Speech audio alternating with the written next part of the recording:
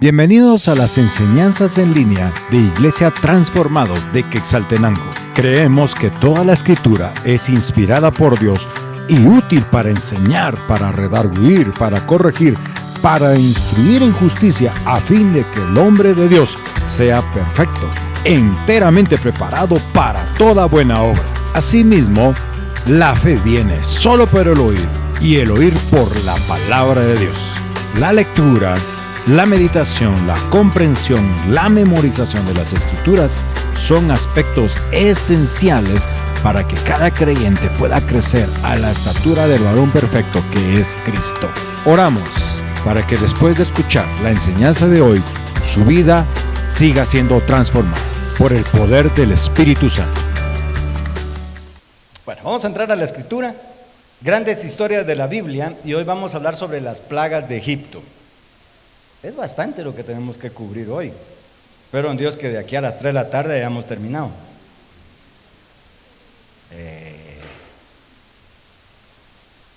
Vamos a ir al libro de Éxodo, capítulo 7. Vamos a empezar allí.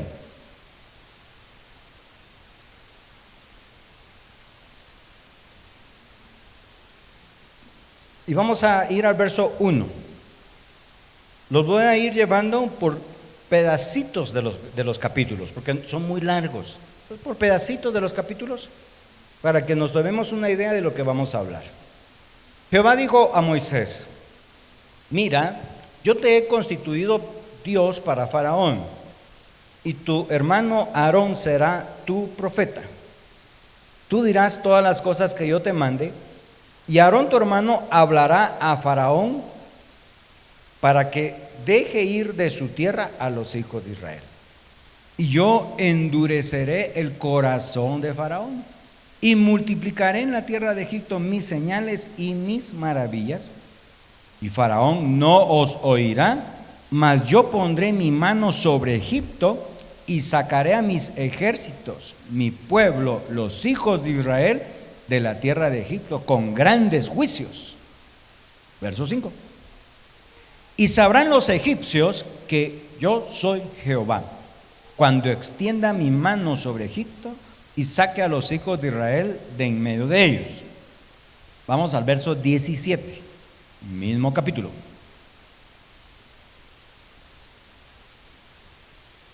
Así ha dicho Jehová: en esto conocerás que yo soy Jehová. He aquí yo golpearé con la vara que tengo en mi mano el agua que está en el río, y se convertirá en sangre. Primer plaga. Éxodo 8, verso 5, por favor. 8, verso 5.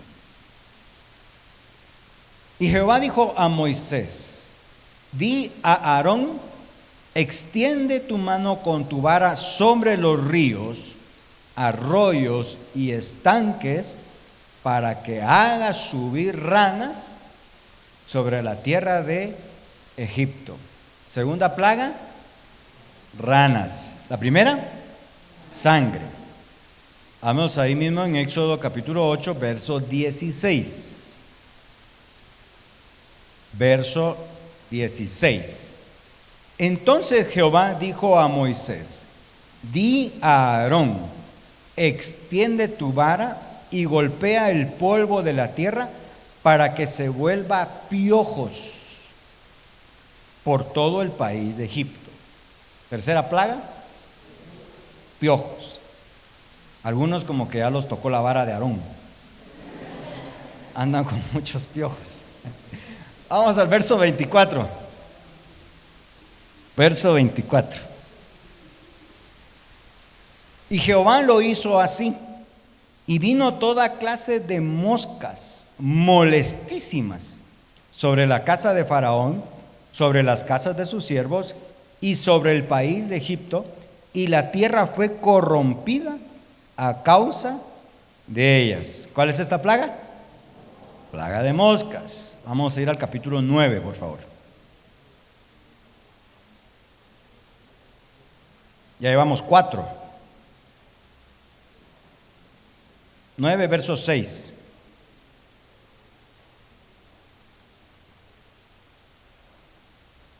Al día siguiente, Jehová hizo aquello y murió todo el ganado de Egipto, mas del ganado de los hijos de Israel no murió ninguno. La plaga del ganado. Ahí mismo Éxodo 9, vamos a ir al verso 8 y 9. 8 y 9.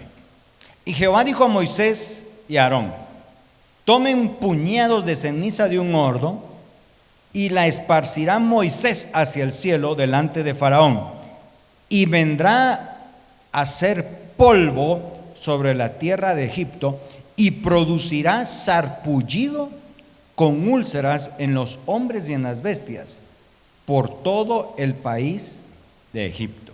¿Qué plaga es esta?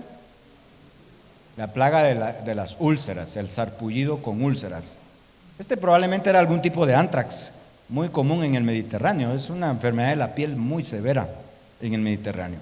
Ahora verso 18, por favor, ahí Éxodo 9.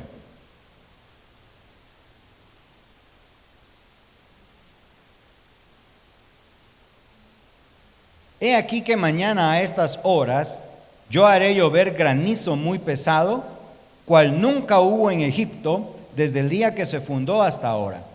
Envía pues a recoger tu ganado y todo lo que tienes en el campo, porque todo hombre o animal que se halle en el campo y no sea recogido a casa, el granizo caerá sobre él y morirá.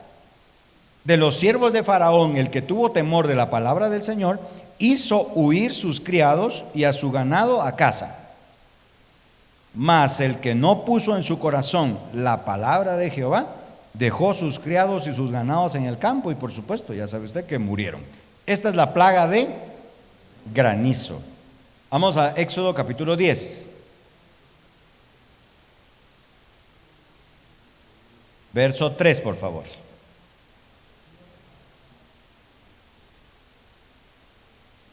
Entonces vinieron Moisés y Aarón a Faraón y le dijeron: Jehová, el Dios de los hebreos, ha dicho así: ¿hasta cuándo no querrás humillarte delante de mí? Deja ir a mi pueblo para que me sirva. Y si aún rehusas dejarlo ir, he aquí que mañana traeré sobre tu territorio la langosta, la cual cubrirá la faz de la tierra, de modo que no pueda verse la tierra. Y ella comerá lo que escapó, lo que les quedó del granizo. Comerá asimismo todo árbol que da fruto en el campo. Plaga de langostas. Éxodo 10, verso 21.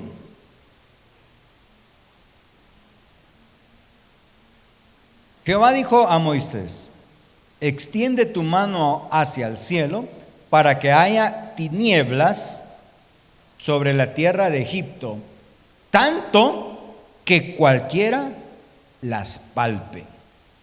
Plaga de tinieblas. Ahora vamos a ir a Éxodo capítulo 12, por favor. Éxodo capítulo 12. Y vamos a leer el verso 29.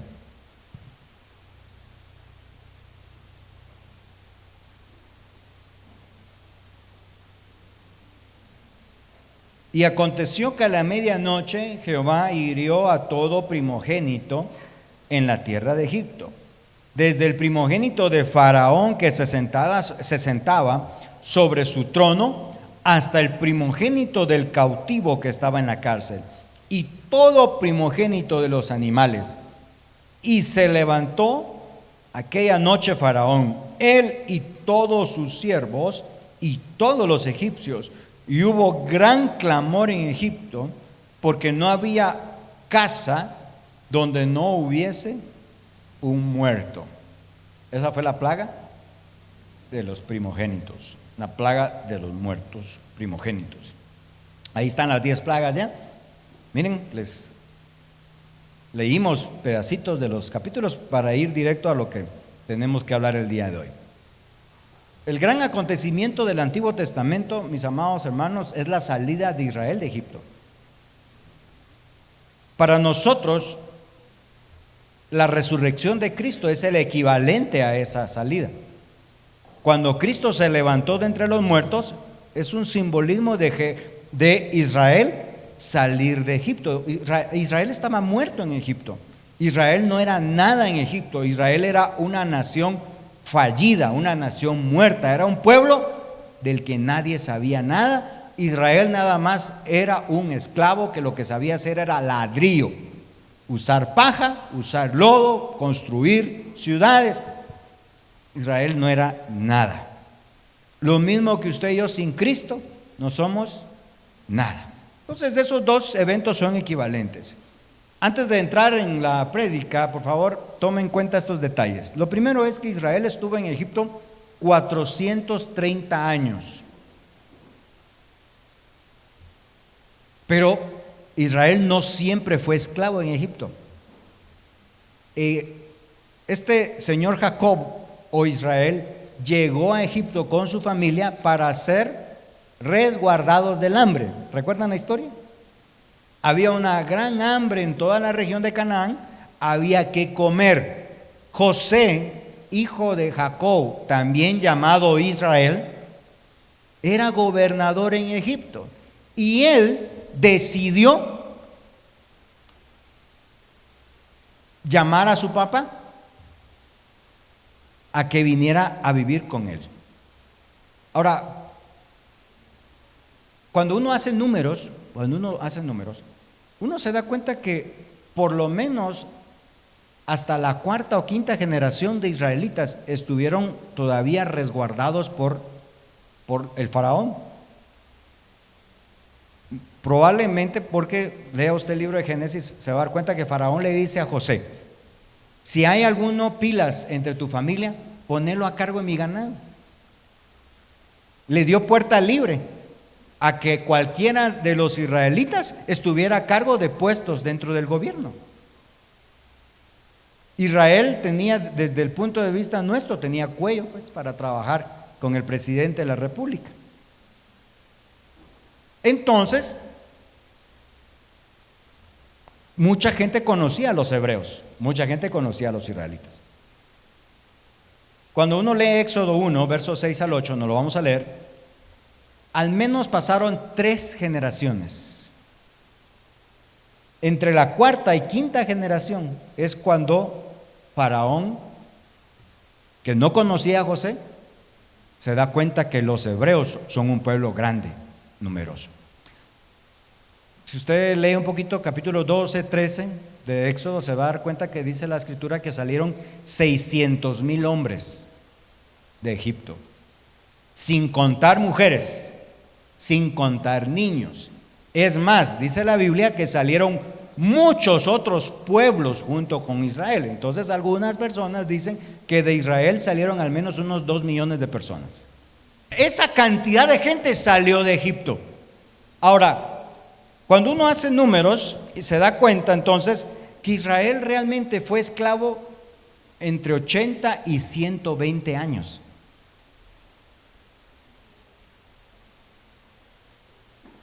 La edad de Moisés. Acuérdense que cuando Moisés regresó a Egipto para sacar al pueblo, tenía 80 años. Y fue precisamente en el tiempo donde nació Moisés cuando el faraón dijo: los hebreos son muchos. De repente viene un ejército de afuera y nos va a hacer la guerra. Israel se va a voltear en contra de nosotros, se va a unir a ese pueblo y nos va a hundir a nosotros. Volvámoslo esclavo. Entonces tenemos 80 años más o menos en donde Israel está siendo esclavizado en Egipto.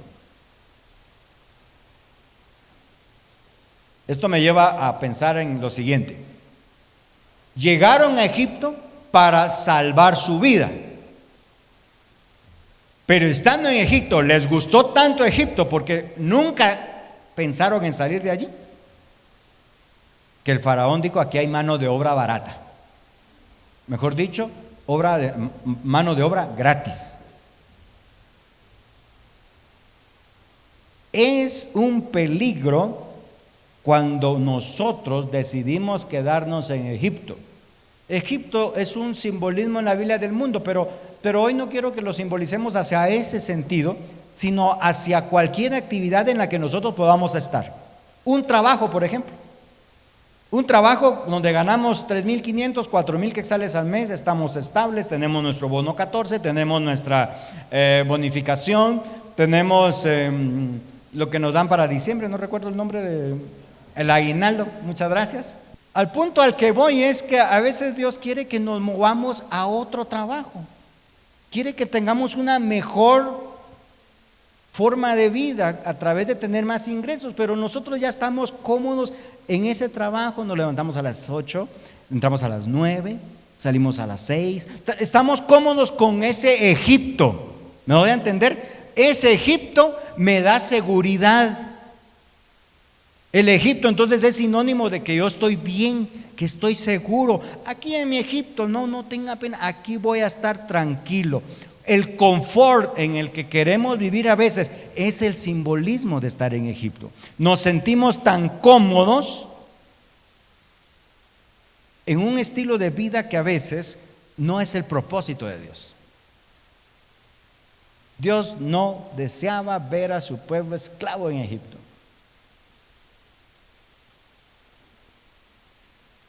Algunos tenemos empresas y en lugar de trabajar nuestras 8 horas normales, le entramos a 12, 14, 16 horas chambeando. Es que si yo no trabajo, hermano, no hay dinero. Ahora yo le pregunto a usted, ¿y quién le dijo a usted que su trabajo es quien le da a usted el dinero? Si la misma Biblia dice que Dios es el que da el poder para hacer las riquezas. Si usted decidiera abrir su trabajo 6 horas y punto, se acabó, aún así Dios seguiría bendiciéndolo. ¿De quién depende usted? Su trabajo se convirtió, su empresa se convirtió en su Egipto. Peor si usted está sentado hoy a la par del faraón.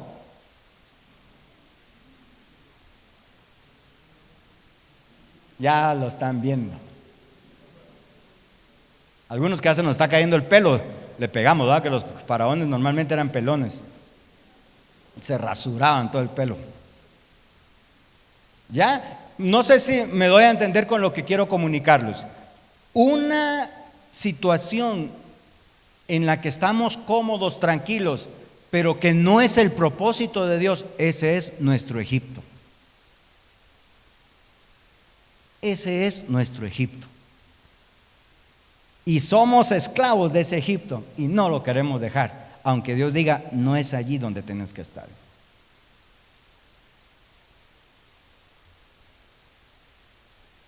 Es más, hemos caído algunos en ser esclavos de cosas que antes ni siquiera se pensaban. Por ejemplo, las redes sociales.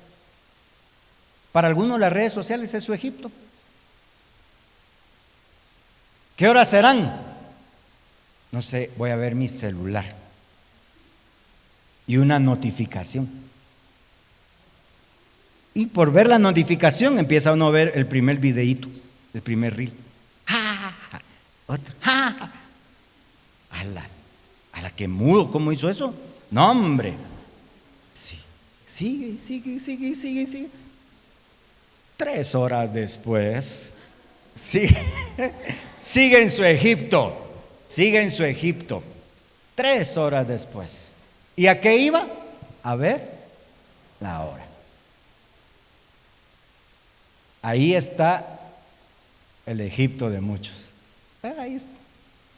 ¿Me doy a entender, mis amados hermanos?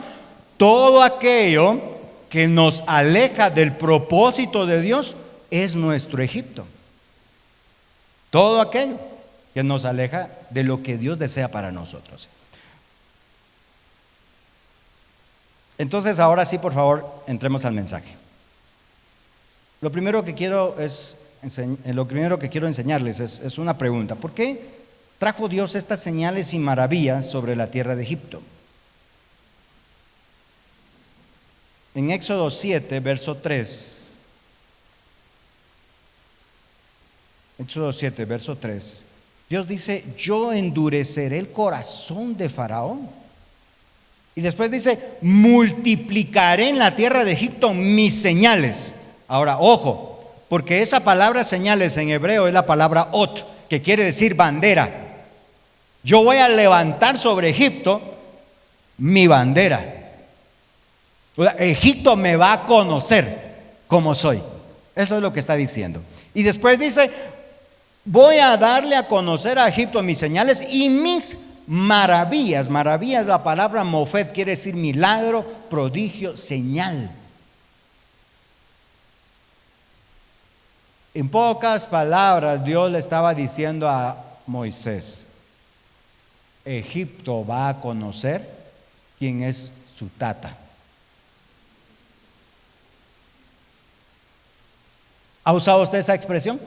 Que algunos me ven así como que muy... Yo soy el único chapín que habla así. Hoy sí vas a conocer quién es. Yo dije tata, algunos dicen otras palabrotas, pero somos santos aquí. Dios dice, hoy vas a conocer. Entonces, ¿por qué era necesario que Dios impusiera su voluntad en Egipto? Dios deseaba golpear. Oigan por favor, la palabra hebrea para plaga es la palabra negá. La correcta traducción es golpe.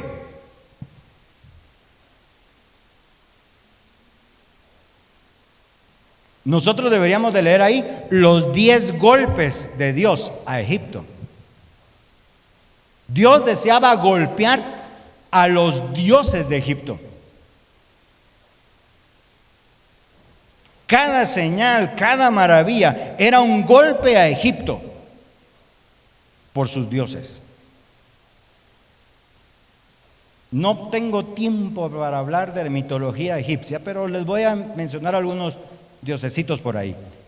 Solo al río Nilo habían alrededor, miren, estaba Hapi que era el dios Nilo, el que le daba el poder al Nilo. Junum era el guardián del origen del río. Osiris era la responsable de que el río Nilo se desbordara sobre toda la tierra. Solo en el Nilo se congregaban 3 dioses. Los historiadores antiguos, entre ellos está Herodoto, él dijo en una ocasión que Egipto era el resultado del Nilo, dando a entender que Egipto no era nada sin su río. Por lo tanto, para los egipcios el río Nilo era una deidad, era un dios. El Nilo era vida, era prosperidad. El río Nilo era el lugar en donde Dios le daba prosperidad a Egipto.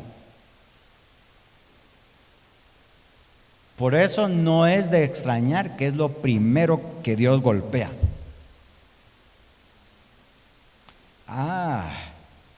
Vamos a ver si Hapi, Junum o si Osiris pueden hacer que el río vuelva a ser agua otra vez. Y convirtió el río en sangre. En sangre. La mano, ¿no? Los que trabajamos con sangre, y usted sabe que la sangre cuando uno la saca está todavía aceptable el olor que tiene, pero conforme pasan las horas, ese olor que va agarrando es un olor horrible. Todo el río durante 7 días fue sangre. Ahora, desde su origen, ¿por qué les digo esto? Lea usted en su casa, se va a dar cuenta, dice la Biblia que tuvieron que abrir pozos para poder obtener agua. No se podía usar nada del río. Nada del río. Para terminar de acabar, el río empezó a producir ranas. El río que tenía que producir los peces, las hortalizas, las frutas, darle de comer a Egipto, lo único que podía dar ahora era ranas. Delicioso. ¿Quién se atrevería a comer sangre y ranas para el desayuno? Sangre y ranas. Ese río maravilloso. Y todavía es grande el río Nilo. ese río grande, maravilloso, del que los egipcios estaban orgullosos, resulta que era simplemente una creación más de Dios y no un Dios como ellos creían. Otro ejemplo, el sol. Miren todos los dioses que estaban alrededor del sol. Estaban Ra, Kepre, Jaracte, Atón, Horus y Atum. No el que se come, es el dios. 1, 2, 3, 4, 5, 6 dioses giraban alrededor del sol. Por supuesto, el principal era Ra. Ra era el dios sol en sí mismo. Y Dios dijo, bueno, ya que quieren adorar al sol, vamos a tapárselo. 3 días no hubo sol en Egipto. ¿Se puede imaginar eso? Tinieblas. Tinieblas. ¿Alguna vez a la 1, 2, 3 de la mañana ha tenido que viajar a la capital y se baja en Alaska a estirar un poco los pies?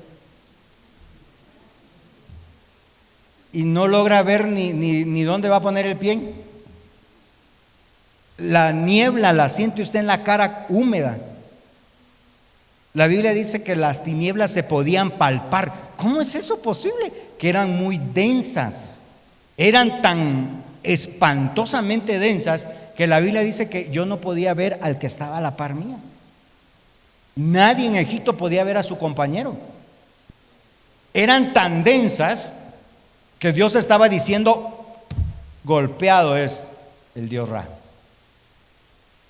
No, Ra no es Dios.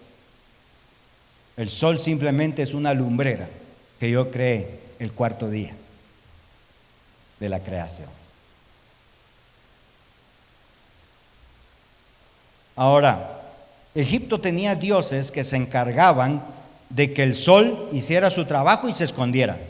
El sol no podía estar más de 8, 10, 12 horas encendido, se podría decir.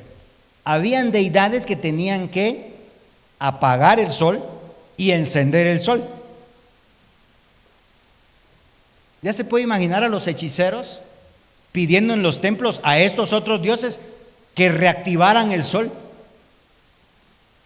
Miren, hermanos, perdonen, a veces uno no comprende la forma en que alguien puede llegar a adorar a algo, pero no estamos lejos de estas tonteras. Vea el templo a la muerte que están haciendo en Cantel. No estamos lejos de esas cosas. Le pidieron a las deidades que reactivaran el sol y Dios no permitió que el sol volviera hasta después de 3 días. Tercer Dios que les quiero mencionar es el Dios tierra, el Dios Geb. Geb era el encargado de producir árboles, frutas, comida para Egipto, hortalizas enormes, grandes para que Egipto pudiera comer. Esa tierra productiva fue convertida en piojos.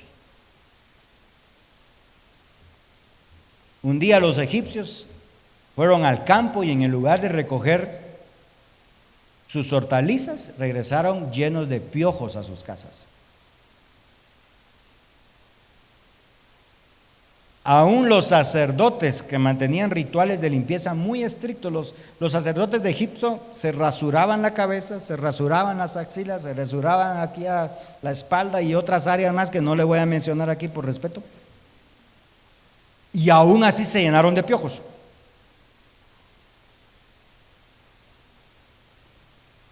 Pero el sello, el golpe final de Dios fue Faraón. Porque Faraón era considerado un dios también en Egipto. Faraón era el hijo del dios Sol. Así que el último golpe fue para primogénitos, porque Faraón era el primogénito del dios Sol. Voy a herir a los primogénitos, incluyendo al primogénito del dios Sol. Faraón se quedó sin ¿quién? subiese al trono en la última plaga. ¿Qué aprendemos de esto, mi amado hermano? La creación no es más que una esclava de Dios. Y Dios hace con su creación lo que Él quiera.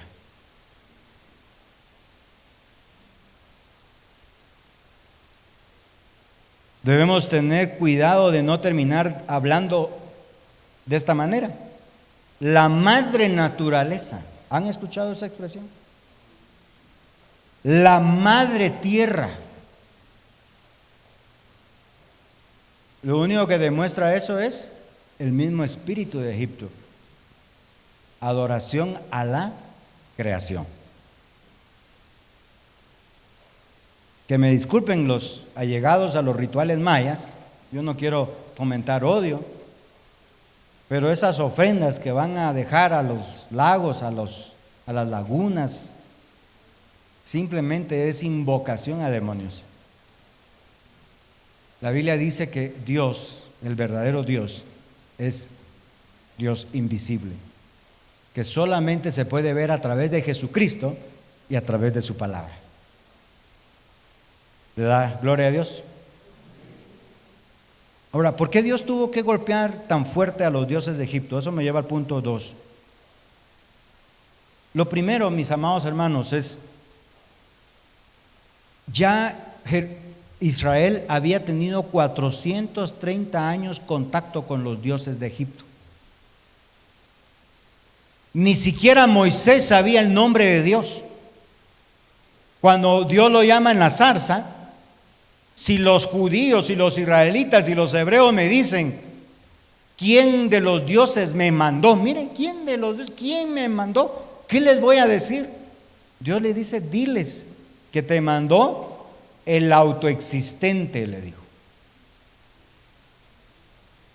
Eso significa el nombre de Dios, el autoexistente. Dile a los israelitas que el que se sostiene a sí mismo fue el que te mandó.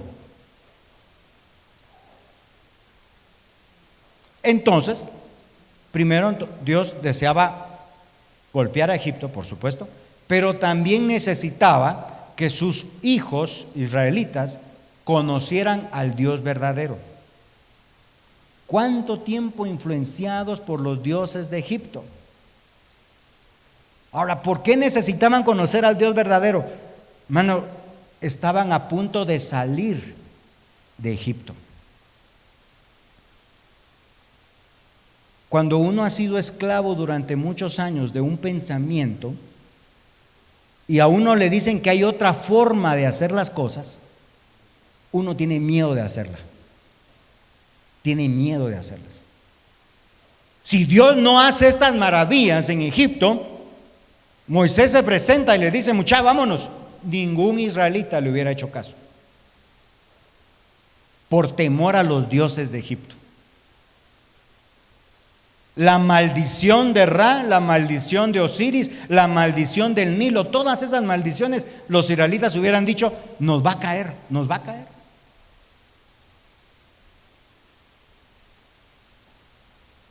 Así que Dios deseaba que los israelitas conocieran al Dios verdadero y tuvieran fe en el Dios verdadero. De alguna manera, también muchos egipcios conocieron al Dios verdadero, porque dice el capítulo 9, verso 20, de los siervos de Faraón, el que tuvo temor de la palabra de Jehová, hizo huir sus criados y su ganado a la casa. Dentro de Egipto hubo gente que llegó a reconocer que de verdad Dios era el Dios verdadero.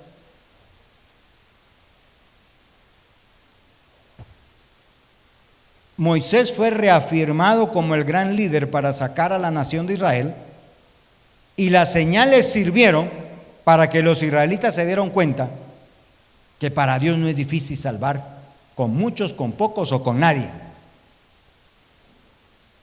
Y esa es una palabra de fe para nosotros, por favor. Tómela. Si se quedara sin trabajo, aún así usted seguiría comiendo. Así que deje de estar poniéndole tanta atención al trabajo.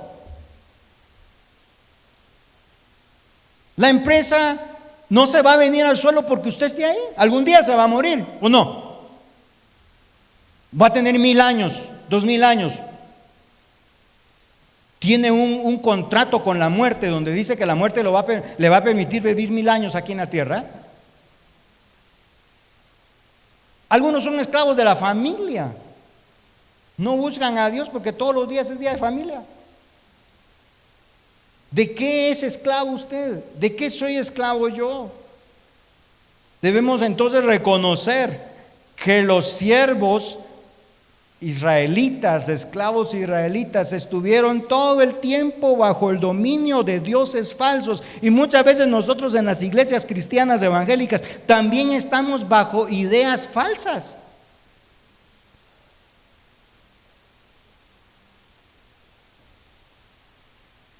Estoy enfermo, que venga alguien a orar por mí. ¿Y por qué no ora usted por usted mismo?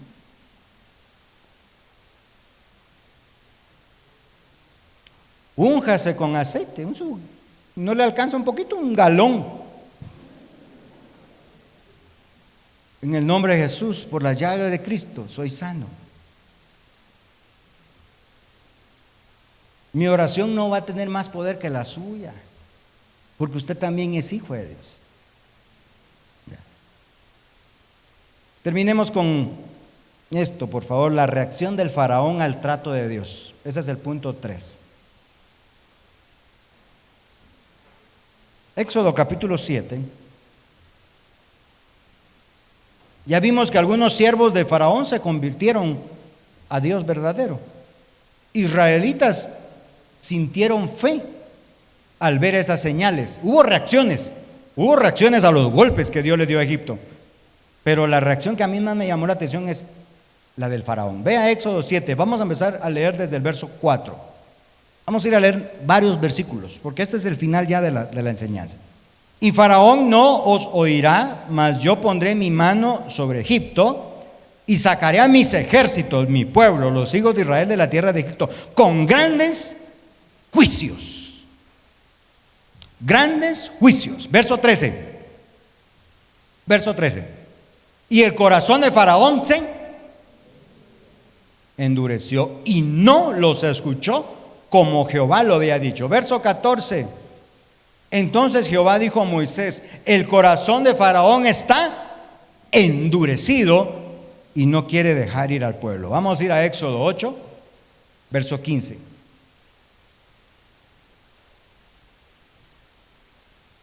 Pero viendo Faraón que le habían dado reposo, ¿qué dice la escritura? Endureció su corazón y no los escuchó como el Señor lo había dicho. Verso 19.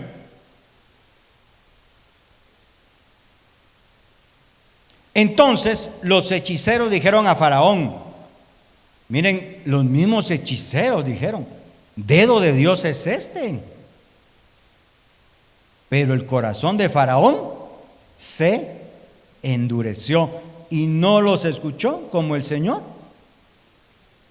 lo había dicho. Verso 32. Mas Faraón endureció aún esta vez su corazón y no dejó ir al pueblo. Éxodo 9, por favor. Vamos a ir al verso 7.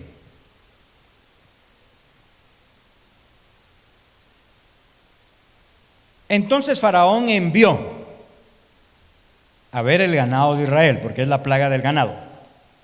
Y he aquí que del ganado de los hijos de Israel no había muerto ni uno.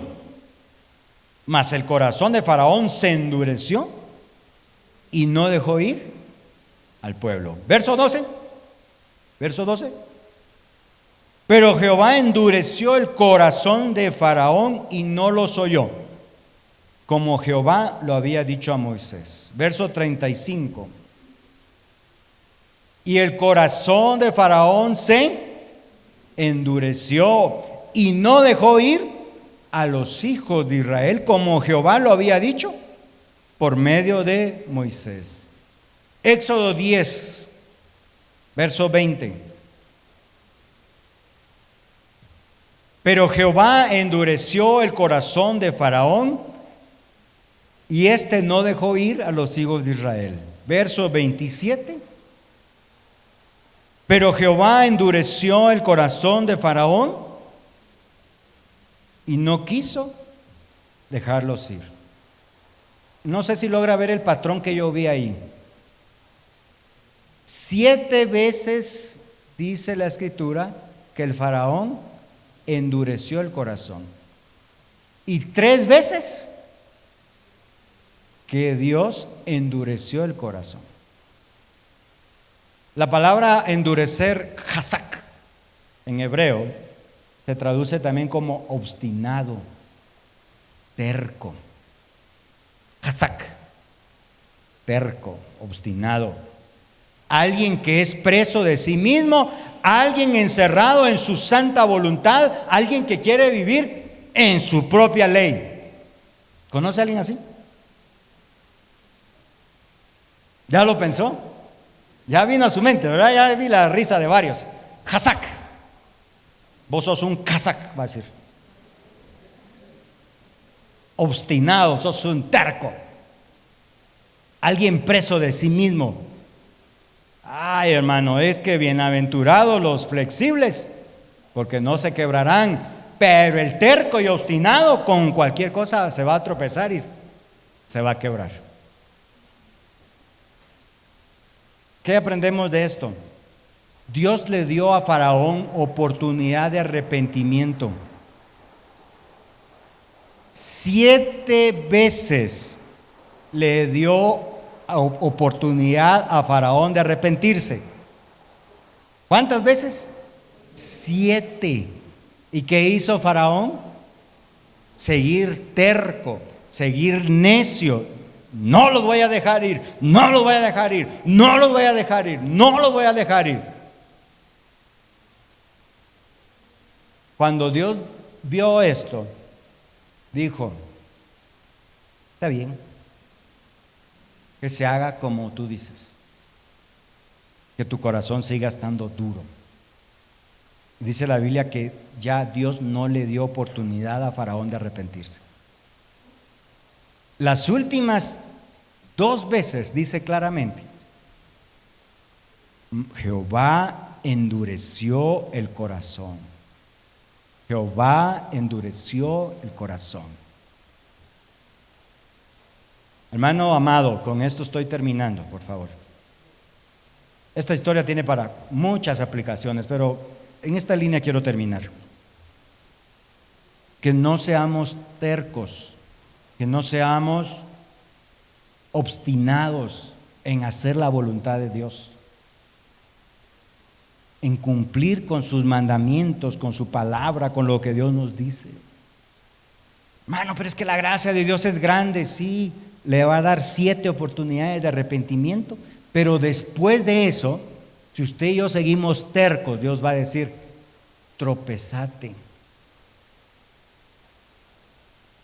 haz lo que querrás, papaíto, mamaíta, no me importa más. Que te arrastre el diablo. Cuando ya estés bien, pero bien golpeado por Satanás, te espero de vuelta si querés, pues.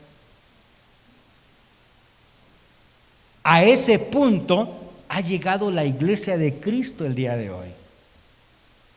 ¿Cuánto evangélico no va ya a las congregaciones porque tiene el corazón duro, terco, necio? No, yo no voy a ir. ¿Cómo voy a ir a la iglesia? Si en la iglesia son unos hipócritas, en la iglesia como se roban el dinero, en la iglesia como ponen aquí, solo dan privilegios a los que quieren, que no se queden los cuadritos, toda la basura que sale cuando hablan. Lo único que demuestran es que ya Dios los dejó con el corazón duro. Y esa gente va al infierno. Hermano, pero es que yo busco a Dios en mi casa. Sí, pero la Biblia dice, Hebreos 10:25, no dejando de congregarnos como algunos tienen por costumbre. ¿Ya se dio cuenta? Los mandamientos de Dios se deben cumplir. Pero cuando nosotros no cumplimos, ¿qué hace Dios? Está bueno, papaito, está bueno, mamaita, que se haga según tu voluntad. Mire, hermano, esto es una gran lección, porque a nosotros nos gusta discutir con tercos. ¿No se ha dado cuenta? Nos bajamos del carro, aquel no nos quiere dar permiso y nos bajamos con la llave de chuchos y aquel se baja con su pistolota. ¿Ah? Nos ponemos ahí al brinco. Dios no se pone a discutir con tercos. Miren eso. Dios no. Dios deja que las consecuencias de la terquedad avancen. Y tenga cuidado entonces. Porque si Dios le está machucando un área de la vida que no está bien y no la compone, cuando sienta, ya Dios no va a decirle nada. Su corazón va a estar duro. Ahora, mira, hermano, hay que tener cuidado, porque no podemos decir que Dios endureció el corazón de Faraón, porque entonces estaríamos diciendo que Dios es un Dios que hace lo que quiere con quien quiere, y eso no es posible, pues Dios da a todos una oportunidad. Y a Faraón le dio 7 veces. 7. Yo no voy a mencionar aquí cuánto pecado se me pueda ocurrir. No, usted medite en su corazón si hay áreas que hay que componer, que hay que arreglar. Dios le está diciendo, le está hablando, y usted dice, no, hombre, ya lo voy a hacer. Va a llegar el momento en que Dios ya no le va a decir nada. Y va a dejar que las consecuencias vengan. Ahora, ¿Dios es Dios malo porque dejó el corazón duro del faraón? No, hermano. Es que con el terco no se puede hacer nada. ¿Sabe? Para contarle un ejemplo clásico y nuevo, reciente. El COVID, esta famosa plaga que vino sobre todo el mundo, vino a demostrar el corazón de mucho evangélico. Desde el COVID ya no fue a la iglesia. No, es que su corazón ya no estaba con Dios. ¿Qué vino a hacer el COVID? A destapar. ¿Conoce usted mucha gente que ya no está perseverando?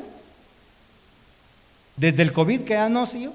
No, lo único que vino a hacer este golpe a todo el mundo fue abrir el corazón de muchos. Fue abrir el corazón. Y Dios se encarga de destapar y de abrir el corazón. Tarde o temprano el corazón se deja ver. Entonces, por favor, mi amado hermano, Dios deja correr las consecuencias de un creyente terco, de un creyente obstinado. Cuando nosotros abrazamos un pecado, cuando nosotros abrazamos ir en contra de la voluntad de Dios, cuando nosotros avanzamos en una vida que no agrada al Señor, en un momento Dios va a decir, hacé tu voluntad. Pero tenga por seguro que cuando eso suceda, es porque ya no vamos camino al cielo. La esclavitud entonces ocurre en el contexto de que queremos hacer nuestra propia voluntad. Quien no quiere hacer la voluntad de Dios termina haciendo su propia voluntad. Quien no quiere cumplir con lo que Dios dice, termina haciendo lo que Él dice. Es que aquí mando yo. Y así como yo digo, así se va a hacer. Está bueno, papaito. Así se haga. Así dice Dios. Pero no espere ir al cielo por eso. Cuando los creyentes entonces decidimos vivir esclavizados de nosotros mismos, es cuando Dios decide ya no involucrarse con nosotros. Un creyente que ignora todas las advertencias de parte de Dios es un creyente que tarde o temprano Dios lo dejará a su suerte. Se quedará desprotegido del Señor.